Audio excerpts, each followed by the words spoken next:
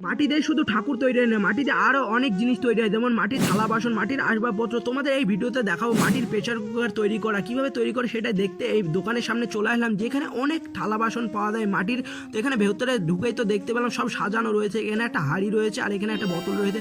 হাঁড়িটা দেখো কত শক্ত আর কত সুন্দর দেখতে লাগছে। এর ভেতরে যতই চাল ফোটাও এটা কোনোদিন ফাটবে না, তাই বলছে এই দোকানদার।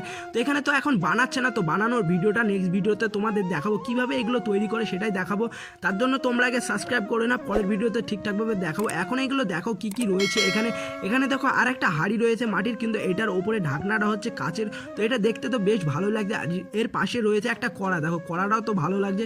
এর ভেতরে ভালোভাবে ফোটালে ফেটে যাবে কিনা আমার তো সেটাই তো সন্দেহ হচ্ছে। যাই হোক, এখানে দেখো একটা মাটির প্যান রয়েছে, এই প্যানটার ওপরে শুধু একটা স্টিলের কভার চড়ানো আছে তাই।